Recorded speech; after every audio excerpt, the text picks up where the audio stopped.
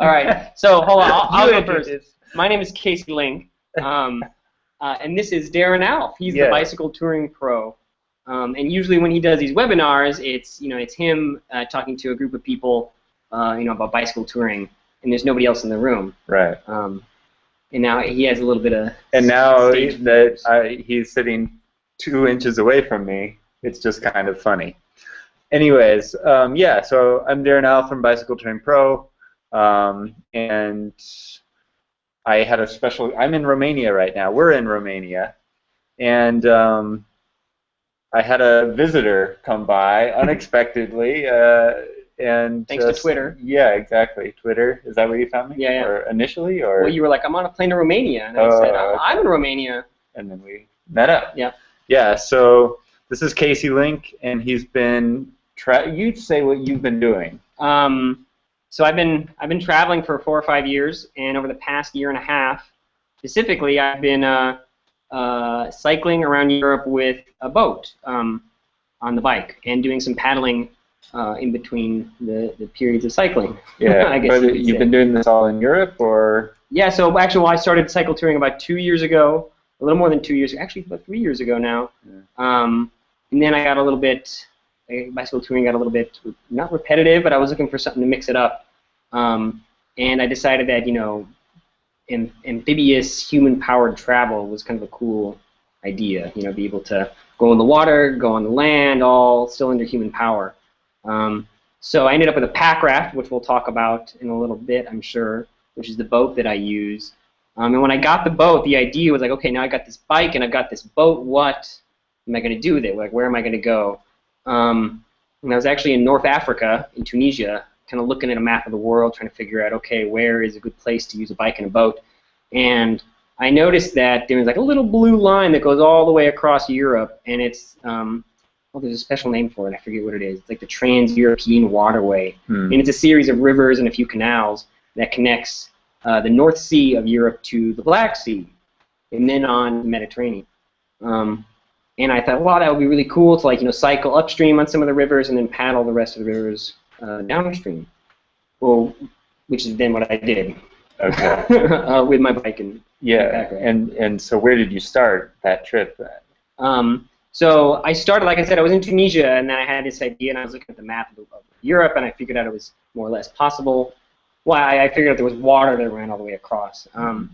So I took a boat, a ferry across the Mediterranean to Europe, then took a train over to the Netherlands, and kind of took some time to find the place where the Rhine River, that was the first river I paddled on, to find where the Rhine River ends in the North Sea, kind of like where it rushes out into the sea, which was a little difficult because it turns into quite a big delta, and there's a lot of different names for the different rivers that come off that. But so I started there on the beach. Oh, we didn't put a photo of it up there. Yeah, I'll post the link to the photos so people can check this out. I had Which one?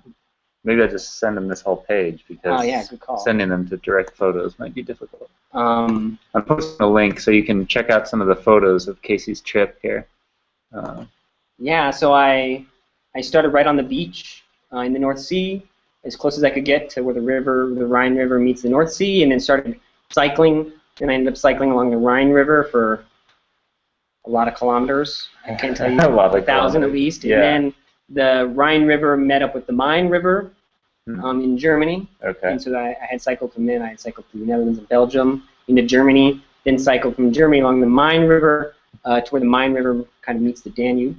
There's actually a canal, human-made canal between called the Rhine-Main-Donau Canal, Rhine-Main-Danube Canal.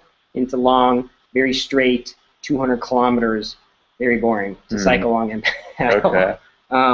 Ended up in the Danube, paddled that way all the way to the Black Sea, more or less, with a short detour in southeast or southwest, in the Southwest Balkans. Right. Which is far away from the river. Yeah.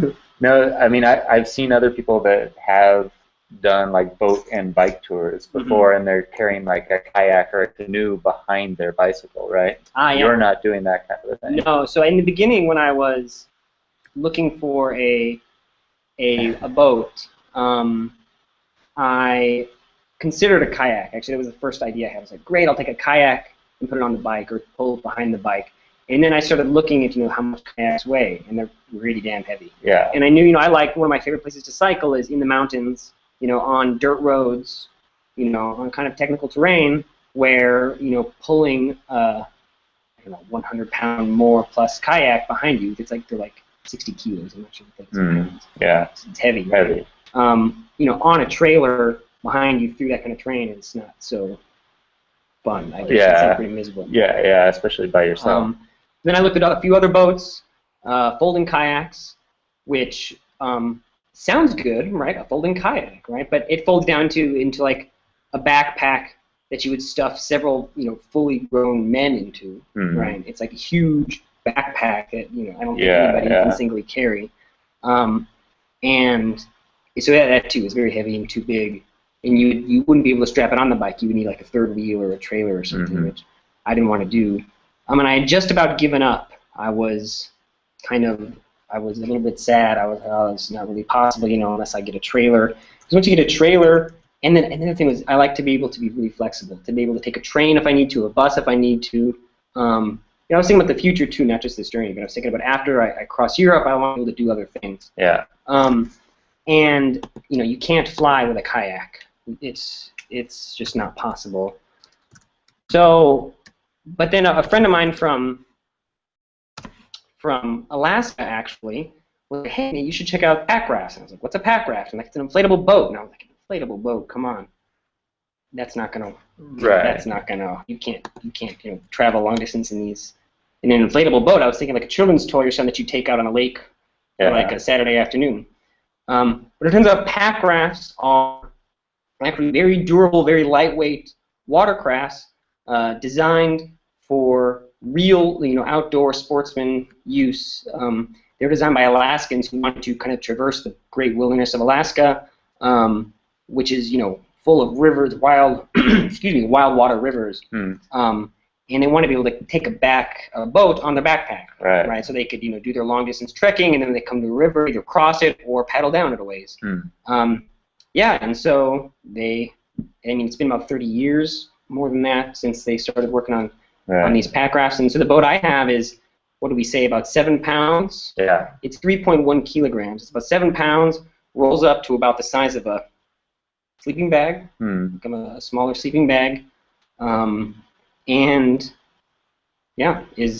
happens to fit a bicycle and 4 panniers. Right. Yeah. Okay. Cool. And a person. And how much does something like that cost? Is it expensive? Yeah, unfortunately, the Packrafts are pretty expensive, especially if you were comparing that to buying a Packraft compared to buying a kayak, right? I spent, I believe, about 1,200 euros on the Packraft. Just the Packraft. Well, the Packraft, the paddle, the personal flotation device, and a dry suit.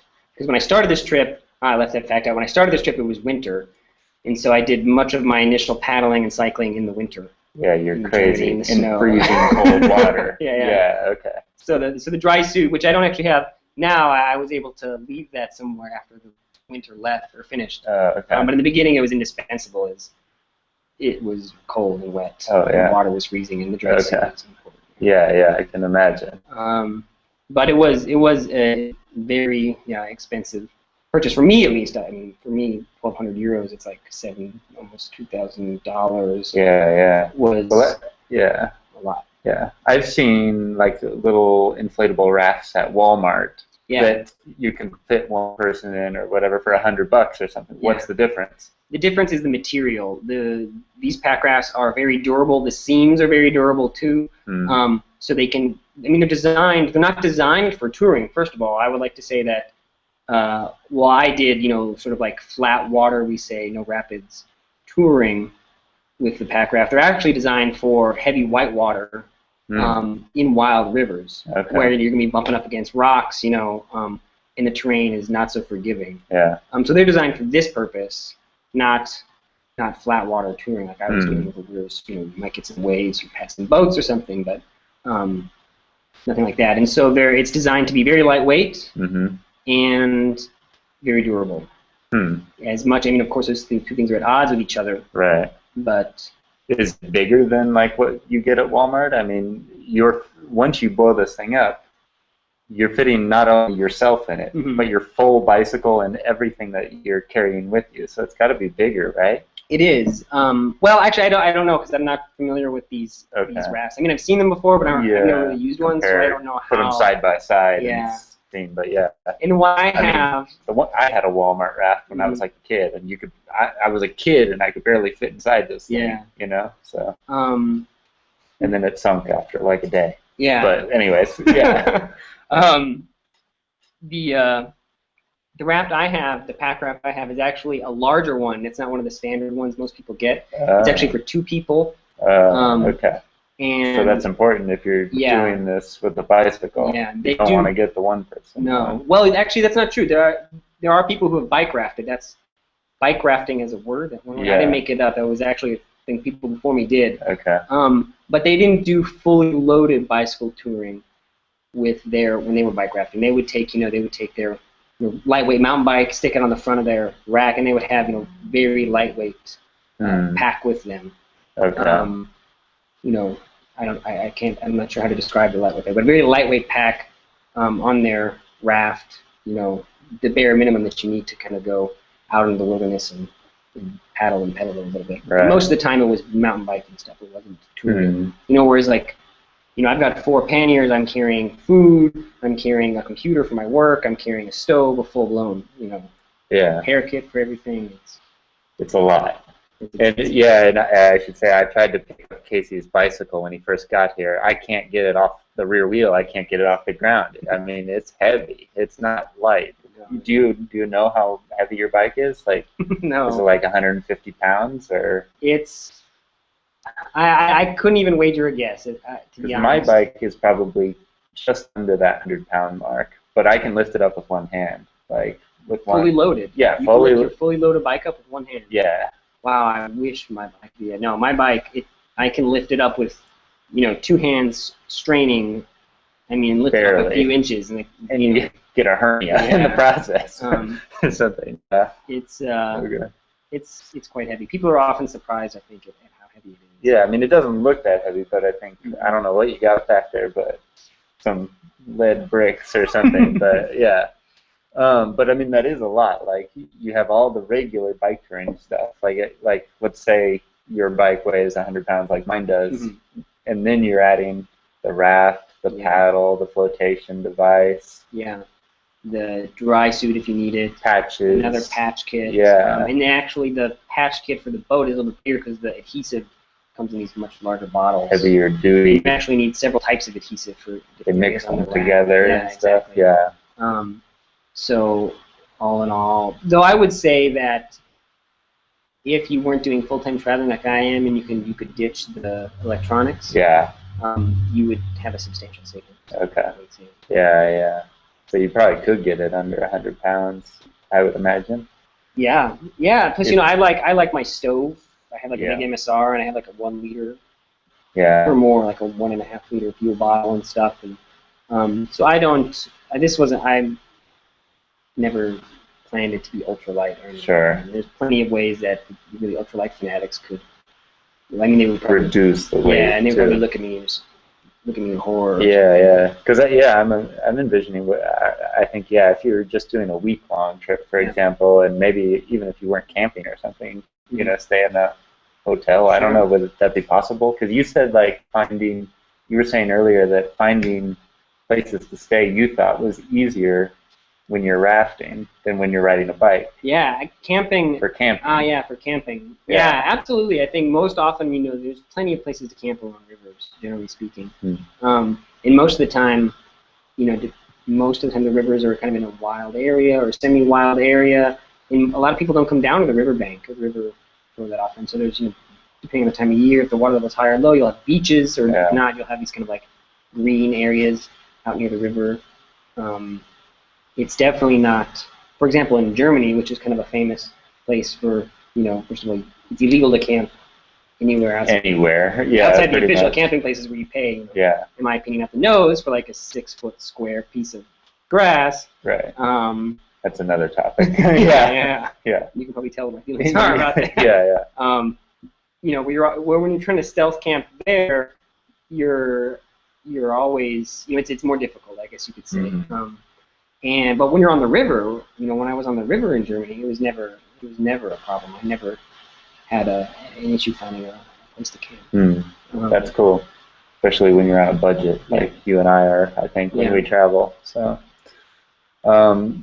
So one of the questions that I had when I first heard about your trip, and especially since I just cycled down the Danube River myself recently, is how do you get through the locks? You know, on many of these rivers, especially in Europe, there's locks that raise or lower the river height of the water. And how do you get through there when you're on a boat?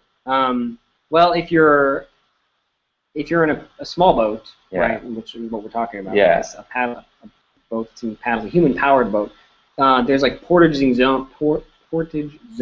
And they're basically just like paths from one side to the other. And they can be as short as like 100 meters. They can be, the longest one I went was about almost a kilometer. And I mean, so in other words, you're talking about getting out of the boat, carrying your bike and your boat around the, what's it called again? The lock. The lock, thank you, the lock. Yeah. And then putting it all back in the water and then continuing on the way. Yeah, exactly. I mean, it'd be like, I'm trying to think of something comparable in bicycle touring.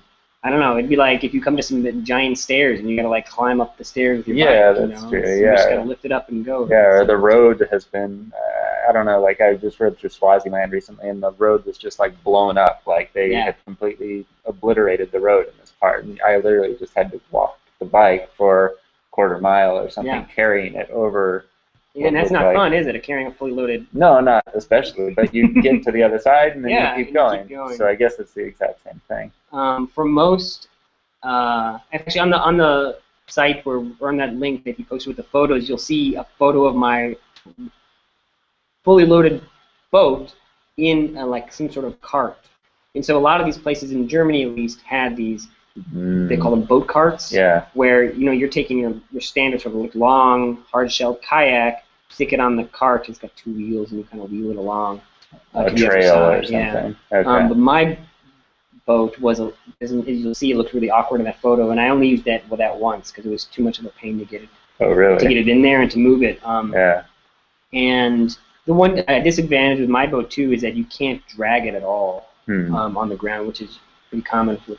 When you're in a kayak, you get out, you drag it in, you push it in, you're just dragging it a little bit on the rocks or the sand. And so with my boat, you have to fully unload it, right, take all the gear off, then move the boat, then fully pack it back on, which takes a fair amount of time. When I was in Austria, where there was like a lock every 20 kilometers, more or less, I was pretty good. I could do it in about 10 minutes. In fact, then what I would do was, instead of taking everything off, taking the boat over, coming back with a bike, taking that over.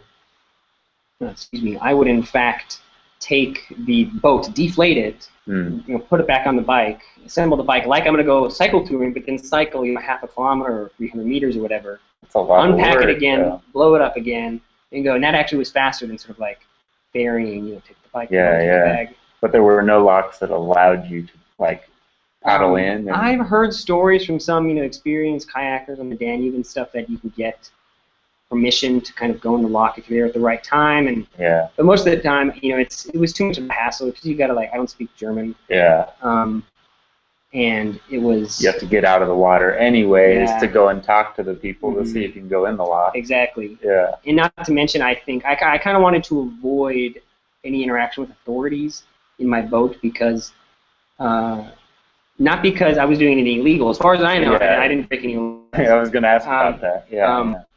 But I did have a problem in Hungary where they just kind of thought I was a crazy person doing something crazy. And they kind of stopped me from doing it. They basically told me that paddling in the Danube is not allowed, which is patently false because there's always kayakers in there. There's a huge, for 59 years now, there's been a giant kayak tour all the way from Germany to the Black Sea over 2,000 kilometers. 80, 100 plus kayakers all at the same time paddle the whole river. So to say that paddling the river is not allowed was false. But they were, I understand this policeman's point of view. He was trying to protect what he thought was like my life from my own crazy self. Yeah. Even though there was no, there was no danger like he was seeing it. Yeah. And so I knew that might be a possibility just because it's so novel and it's not something you normally see. I just didn't want to. I wanted to avoid questions. Yeah. Not to mention that when the majority of the walks when I was in Germany, Austria, where it was winter, I was actually pretty excited to get out of the water and like jump around, do some jumping jacks to heat my body up. That's good. It was cold. What have been like the highlights of the whole trip, if you can point to one or two moments maybe as the best parts? Definitely the very end where I paddled into the Black Sea. That was pretty cool. Because you were reaching your goal destination, or why? I mean, at first it's a beautiful area, the Danube Delta. Yeah. It's really beautiful, and then there's something beautiful too about the end of a river. You know, you paddle a river for so long, and I guess it's a good point to say that when you're paddling, it's much slower than bicycle touring. On bicycle touring, I don't know, you're probably much more aware of what the general average is. You know, you go anywhere from 50 to 150 kilometers a day or something. Whereas for me on my boat, the longest day I did was about 60 kilometers, and that was more than 12 hours, like a 30-minute break. Oh, wow. Right? Yeah. And so a good day for me. Much faster on a bicycle. Faster. Even with the river kind of pushing you along, yeah. Much faster on a bicycle. And so being able to, a good day for me in the boat was like 30 kilometers. Okay. That wasn't like too long. It was enough to enjoy it without really having to be miserable the whole time. So when you're going 30 kilometers a day on a river, you get to know it a little bit. I mean, I don't want to get mystical or anything, but you get mystical. you get to know it a little bit, right? To see the Danube, right, which I had seen for thousands of kilometers, just kind of end in the Black Sea. It was kind of like the Danube it's unfathomably huge when you see the whole thing. It's a huge river. There's so much life on it. There's so much going on the river. Then you just kind of see it just kind of like end in water to the horizon. It was kind of like it was a cool, beautiful moment. Yeah, that's cool. But as for other highlights to the trip, I liked the reaction I got from a lot of people. Just sometimes I would need to resupply with water or food, and so I'd kind of like there'd be a village where the Danube flowed right through it. Yeah. And so I'd kind of like paddle up to a beach or a park or something, and like pull my boat out up into the park, and there'd be people having a picnic and just Where did that guy come from? And then the best was when I would collapse it all, put it all on the bike, and then cycle away, and people would be like, Yeah. It's like it reminds me of a scene from a movie where like this. I think it was James Bond or something like that. Amphibious car comes out of the beach and everybody's just like, what the heck's going on? The car just drives off and everyone's left looking around going, what just happened? Yeah. That's cool. Yeah, I mean, I remember on my early bike cruise, I felt like everybody was looking at me because I'm riding this bicycle that generally looks so funny compared to other bicycles. Yeah. You know what I mean? And I imagine that's kind of the same feeling that you're getting as you're paddling along. Yeah. It's like, I am a very strange vessel floating down this river right now, I got a lot of strange looks and words from other kayakers. Really? When I didn't pass them too often. You don't pass kayakers that often, but around Vienna or other places. You, maybe. Oh, absolutely. They definitely passed me when it happened. Yeah. But around other big cities where there were people regularly paddling, people would kind of paddle by and just stare or paddle up to me and be like, what the hell are you doing? And they always thought I was kind of like just doing a short, day thing. Yeah. And then I'd be like, where are you going? And I'd say, the Black Sea. And they'd be like, yeah, you're crazy. Yeah. That's cool. It's definitely not a way to travel if speed is at all important. Right. Yeah. So talking about that, how long have you been on the road now? Well, you've been traveling for a long time. Yeah. But this trip, the Europe trip, I guess. The Europe trip with the bicycle and the Packraft is about a year and a half. A year and a half of continuous travel. No, actually, I ended up spending a while in Albania, far from the river, far from the Danube at least. I did lots of packrafting there. But I met some really cool people there. stayed a while, kind of resting and doing some adventures in the mountains in Albania. So you floated down the wrong river and ended up in Albania somewhere. Kind of, you could say that, yeah. So, I mean, continuous travel in that, you know, it's not like I never went, you know, I don't have a home back in the United States, so I didn't go back to, like, you know. Back to the States, you just took a rest or something in Albania. That's cool. How are you finding time to do that? I mean, that's, for most people ask me, you know, because like my trip this year is 7 months. My previous trip was 14 months. How do you find the time and the money to do that? So I fund my full-time traveling by programming, essentially. I'm a programmer.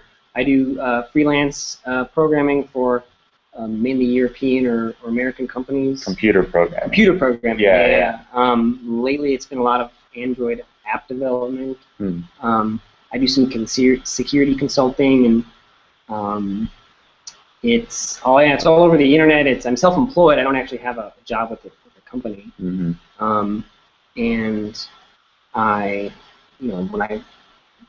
it's kind of hard to. I'm not sure how else to work and describe travel. it. I always say I work and travel at the same time. Yeah. That's like the simplest way to explain it. Yeah, exactly. It's like, because I do the very similar thing in that I'm working online and traveling at the same time. So that's how I always say I work and travel at the same time. That's how I do these trips. Yeah, exactly. It's like instead of working for a long time and then traveling, I work and travel at the same time. That's the shortest way to explain it. And I really I'm a fan of slow travel rather than racing from point A to point B to point C, you know, just to say, for example, I crossed Europe by bike and raft, right? Right.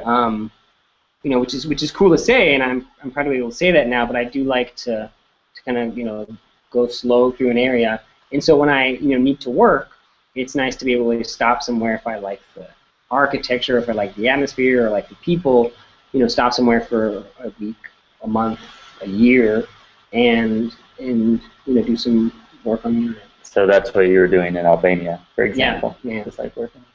And that's what I'm doing here in Romania myself. Is just I'm off the bike for the time being and just working. So that's cool. Did you see this comment here? I don't know how to go down. There it is. Oh wait. Yeah. You see that? Cool. It says Farouk. It says, if I'm not wrong, you and I met in Shkodër, Albania, last October. We were staying in the same hostel. I was traveling with an American girl. Well, I'd have to see a photo. I'm really names. No, that's good faces. This is his website here. Another second. Yeah. Cool. Ah, yeah. You remember him? I remember the face. Right on. That's pretty cool. That is cool. This is, you know, I've definitely ran into people I've met before, but in real life, I've never like bumped into somebody on the internet like this. Yeah. Oh, really? You know what I mean? Yeah. Bumped into somebody. Like I've met somebody in like, you know, Berlin and met them in Istanbul or, you know, something kind of like that. Yeah.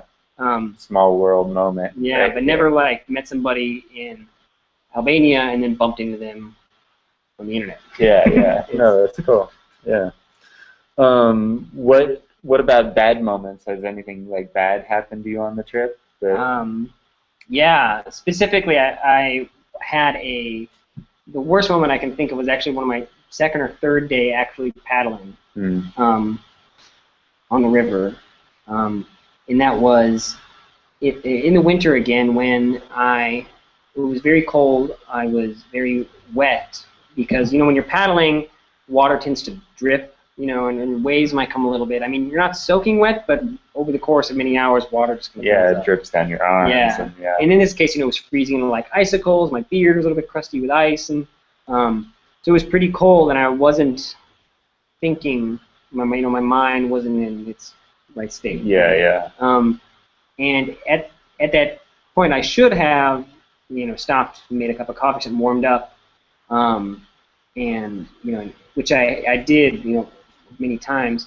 But in this case, it was my second or third day. I didn't quite know my limits yet, and I was actually portaging a lock, like we talked about before. And I did this thing where I unpacked my boat, moved the bike, moved the bags, everything. right? Then put the boat in the water, that's what I thought, pack it all back up.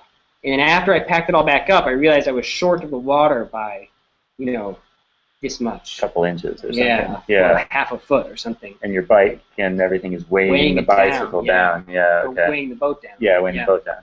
And I was like, because even though it only takes several minutes to unload the boat when you're cold and stuff, it just seems, and you're tired. Yeah. It just seems like a lot more work.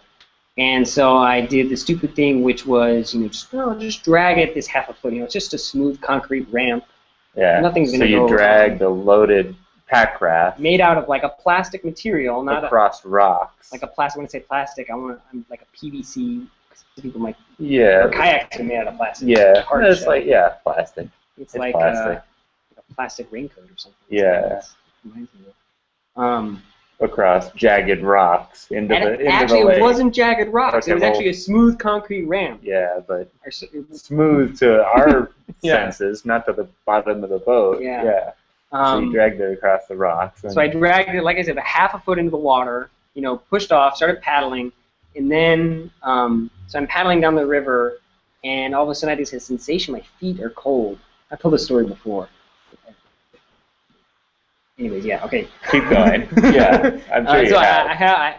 I get the sensation that my feet are cold, and then I'm thinking, I'm paddling like this, and being like, it's cold. My feet have been cold all day. It's cold out. Everything's wet. And then I keep paddling, and my ankles are getting cold, and my knees get cold, and I'm like, okay, this isn't normal. And I kind of look down, just down 45 degrees, and there's water just rising up into the boat, and it's up around my knees, it's coming up my thighs. Yeah. The little Titanic moment. Yeah, and it's freezing water. There was no iceberg. Yeah. But it was my version of an iceberg. And the river on all sides was kind of big rocks or vegetation. There was nowhere to get out. So you're sinking fast. The thing is, I was taking on a lot of water. I don't want to say I was sinking because I'm actually, since then I've actually wondered if my boat would sink if it was fully, I'm not actually sure, but at the time I totally thought I was sinking. Yeah. It was full of water, it was gaining water really quick, and the only way back to shore was the ramp I had left, which was now like 150, 200 meters upstream. Yeah. So I turn around and paddle upstream, which is like cycling uphill, but harder, I guess. Yeah. I don't know. Yeah. I mean, it's not easy. And make it back to the ramp as the water's coming up around my waist. And I get out of the boat and have this moment where I'm just kind of like, first of all, I'm like was covered in freezing water, so I'm like shivering, and then I had a little bit of like, oh my God, did I almost just die moment. So I'm like shaking, hyperventilating, calm myself down.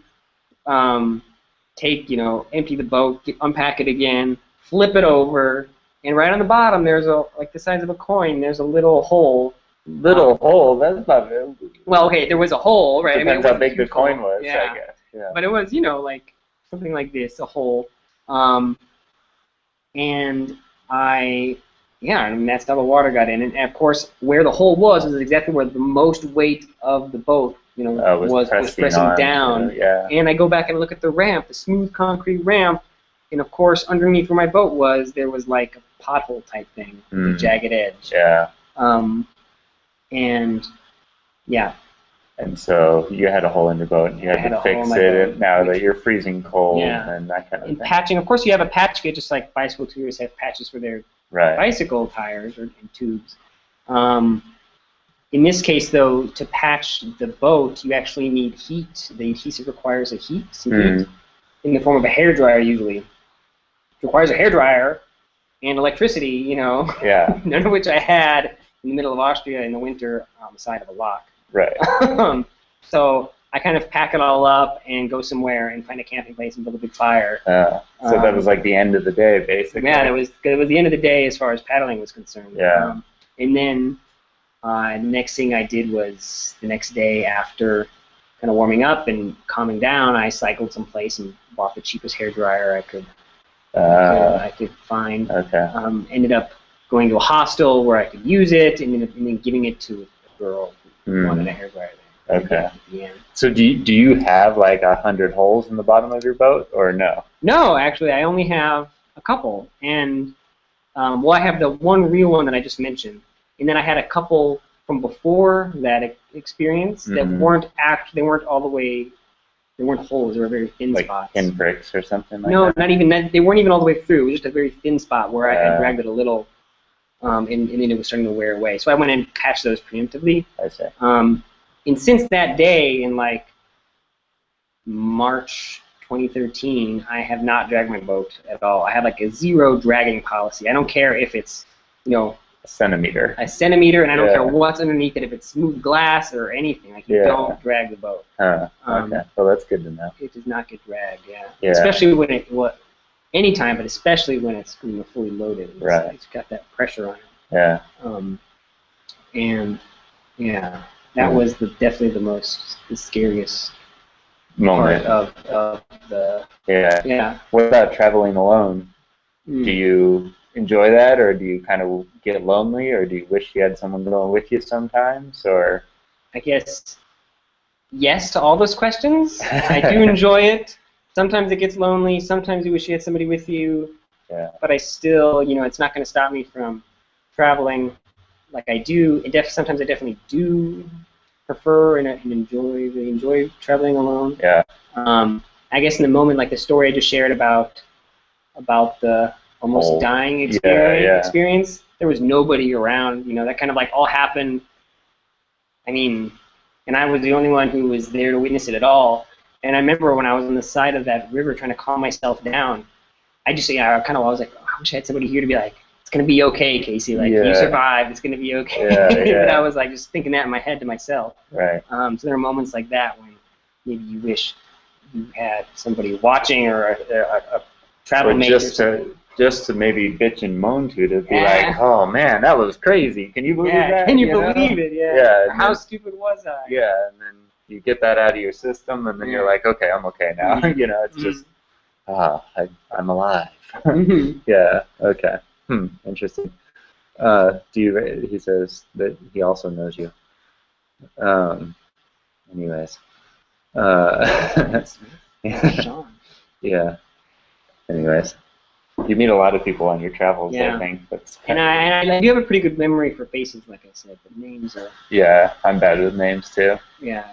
Especially, I've found in the foreign countries, like in America or something, like where everyone is named Ryan or... A name you're familiar with. Yeah, Brandon or something like that. But then you get to these other countries and their names like Nomi Bakker or something, like in Africa, like, and I'm like, okay, I don't know. I'm not going to remember that. But anyway, that's funny.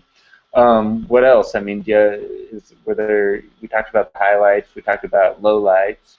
What's happening to you now? I mean, you finished at the Black Sea, and now you're riding through Romania. With the boat still. Yeah, with the bike and the boat. And are you going to do another river now? Or you're cycling now, obviously. Yeah. I mean, since I actually paddled a couple days ago, there was a lake where I was camping, and I just kind of went out on the lake and paddled around a little bit. I didn't go anywhere, I came back to my campsite. So I do things like that pretty regularly. And right now, it was, that was a goal I had set, like go see the Black Sea. And that's finished, and I have no more. I'm still traveling, I'm still cycling, I'm still taking the boat with me, I still plan to use both, but I don't want to. I have some ideas of like some bigger journeys I'd like to take, but right now I just want to, paddle around and see places without having this sort of like arbitrary goal that I've set on my shoulders and I have to carry it to get it done just for the sake of doing it because I told myself I was going to. Yeah. Although I would say that the way that I kind of plan my routes now, I don't ignore those blue lines or those blue dots on the map. Now, whenever I see those, it's it's an opportunity for me to do something exciting. Or whenever I'm near a river and I'm paddling, now I can be like, I'm sorry, when I'm pedaling, I'm riding my bike next to a river, I'm always like, oh, well, maybe there's a good spot I could just go jump in, and paddle on down to the next town or something. Right. But yeah, that's cool because actually, like bicycle touring is limiting in a way because you're limited to cycling on roads and some trails. Yeah. You know what I mean? And there's a whole world outside of the paved roads. Mm-hmm. You know, and some of the best stuff I think is off those roads. Absolutely. And so, like you're saying, like yeah, the blue areas, the rivers and lakes. Now you can look at that, and that's kind of a whole second set of roads that you can travel on. It's a little. It's not as easy as you make it sound, just because when you have a fully loaded Packraft like I do, you're limited to the level of rapids. You can't do high level rapids. Yeah. And a lot of times, if you're in these foreign countries, like if you're in, for example, like I've experienced in the Balkans, where there isn't much tourism. Like, for example, in the United States and most, Western Europe and Canada and these countries, you can buy a book for the region you're at, and it lists the rivers, and it has a map of the river, and it says, this 10 kilometers has this many rapids, and this 10 kilometers is unpassable because there's waterfalls or something. So you can find all the information you need to about the rivers. Whereas here, I asked a local, I was like, so between here and the next town on this river, are there any, waterfalls or anything, could I go on a boat? And they generally have no idea, understandably, right? Because they're not involved in that. If they were in a boat, they might know. Yeah. I mean, we run into that just as cyclists in general. You ask somebody for directions, and they have no idea. Yeah, they're like, oh, it's about 10 minutes on the bus, and you're like, and then that means like 2 hours, 2 days sometimes. Yeah, if there's a mountain in the way, you don't know. I asked somebody where a payphone was once, and he said, "Oh, it's just a short walk up this road here, or whatever." So I started walking. I walked for about an hour, never got to the thing. Turned back, I said, forget it, And the next day, I continued down that road, and finally found the payphone. It was 11 miles down the road, just a short walk down that road. You know what I mean? Well, for him, he might walk 50 miles a day. Well, no, I mean, he was doing it in a car.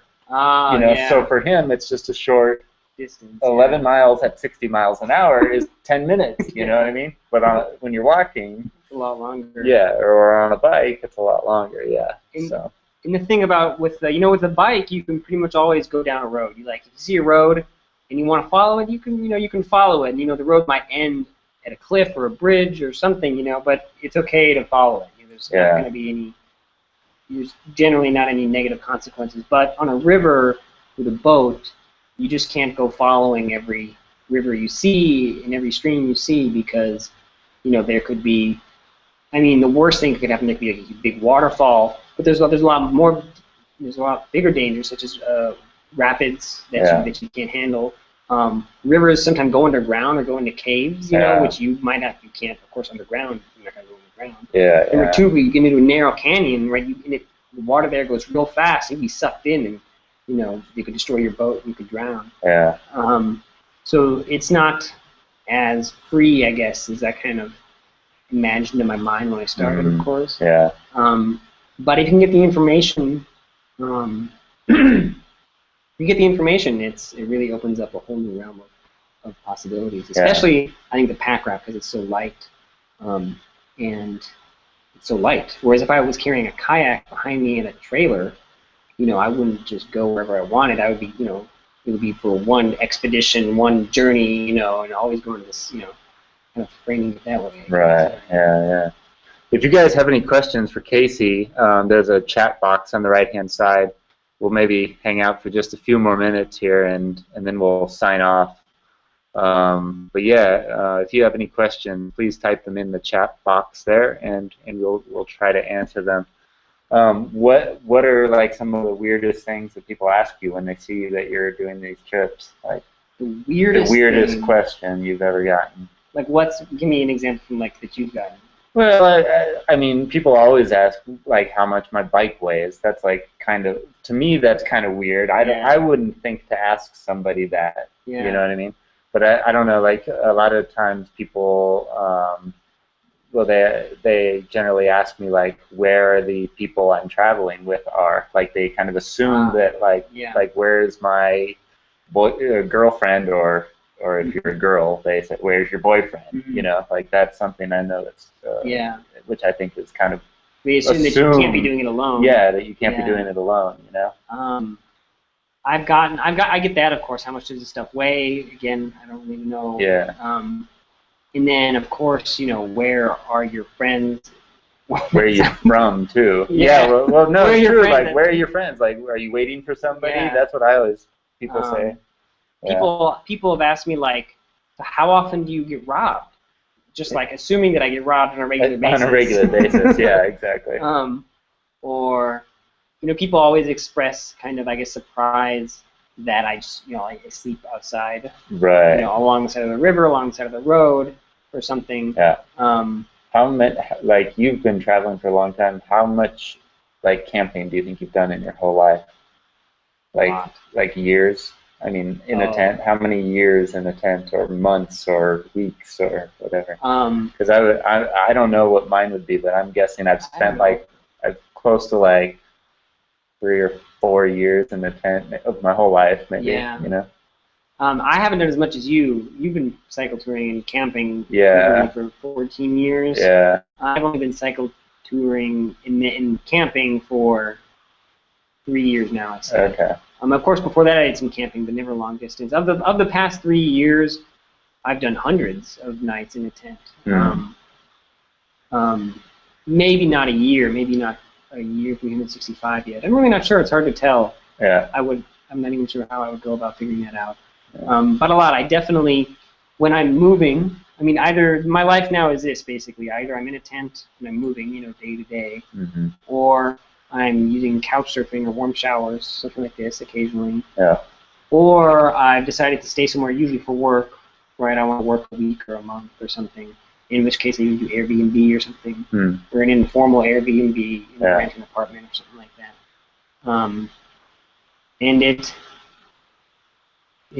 I've done a lot of camping. I much prefer when I'm traveling, I always prefer to camp. I generally prefer to make my own food just because budget-wise it's cheaper. Yeah. I really enjoy these days where, like, you go the whole day without spending any money. I love those days. I don't know. I just kind of get a small amount of satisfaction out of, like, hey, I just had, like, the most epic day, and I didn't spend a single cent. Like, that's incredible, And I that's one of the things I enjoy most, maybe, about bicycle touring.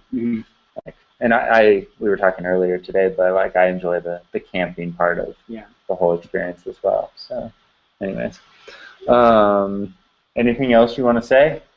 What one tip would you give to somebody that maybe wants to do a bike rafting trip? Yeah. So first I would break it down into, there's 2 types of bike rafting, right? There are? Yeah. Oh, okay. And I would like to think of myself as a pioneer about the second form of bike rafting, and that's bike raft touring, right? Okay. Where you go, like, long distance over relatively flat water, on a pack raft. Yeah. Which, I can say I'm the pioneer, but most people, I think, in fact, the people I bought my pack raft from, I think they think I'm kind of crazy, because, like, a pack raft is not a fast boat. It's not for this, right? Yeah. But it was convenient for what I wanted. So if you're interested in pack raft touring, where you're doing cycling long distance and then using a boat to travel long distance, or even a short distance, it's great. And the tip would be, I don't know, it's great. I don't have a specific tip. Well, it sounded like earlier you were saying there's a certain amount of research that needs to be done as far as, like, what kind of rivers you're going to be traveling on and stuff like that. Don't expect that just as soon as you get the boat you can go everywhere. Every blue line and blue dot you see on a map, there's some water that you can go there. Like I did. I actually had that expectation. So planning out a specific river and a route might be the best I really idea. don't like planning. Yeah. And that's why the Europe trip actually was very appealing to me, because it was like, it took all of like 3 minutes to plan. And the moment I found out there was like a big waterway across Europe, I was like, well, that's it. That's what I'm doing. There was no other planning involved, right? It wasn't. But I think most people are not like that. Most people, would want to do some kind of planning to make sure you can take your pack raft there, make sure it would work, it's feasible.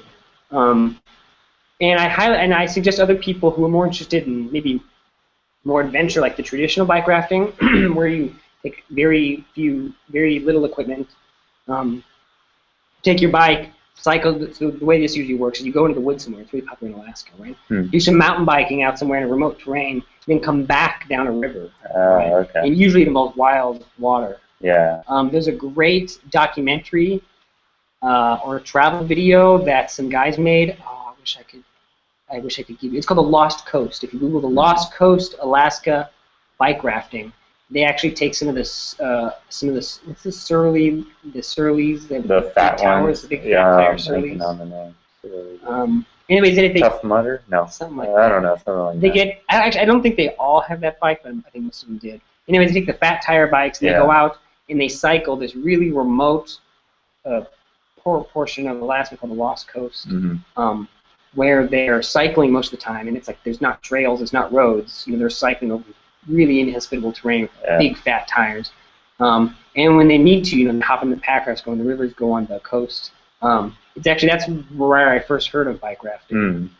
After I started researching it to see if this was possible. Yeah. And so there's that kind of bike rafting, which I haven't done yet, which I am stoked to do at some point. The opportunity hasn't presented itself. Okay. And I think that might appeal to most type people. of So then again, we might be attracting a bunch of bicycle tourists, in which case being able to pedal on a river and a lake every now and then, I think this is your best option. Yeah. Unless you really want to carry a kayak behind you. Right. Some people have done though. I mean, I've seen the pictures. So. There's actually a guy right now planning to go around the world.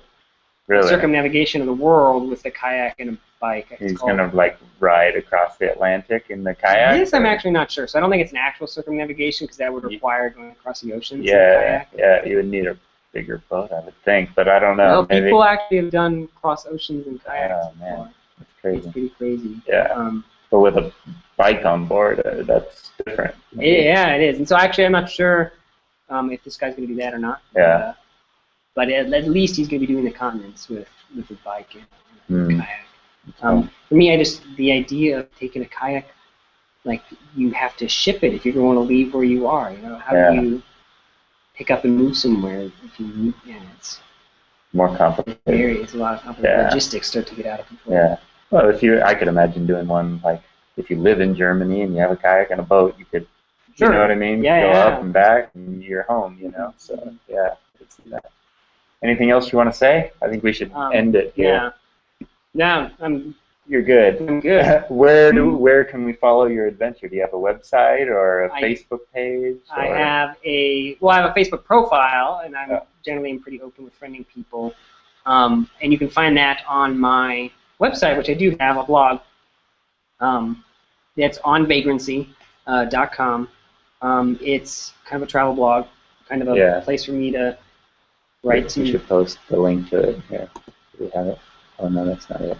And it's not your traditional kind of travel blog. If you're looking for like today I paddled this many kilometers and had this thing happen to me and did this, a can of sardines. Yeah. That's not at all what I post. And also Twitter. I'm on Twitter. I love meeting people as I travel around the world.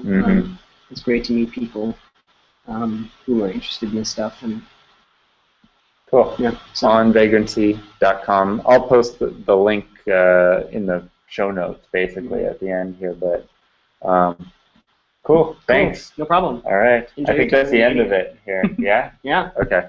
Adios, guys. Thanks so much for tuning in. And for more information, bicycletouringpro.com and onvagrancy.com. That was your cue. You missed it. I didn't know. On Vagrancy. I don't know. Okay. Adios, guys. Good night. Guys. Bye.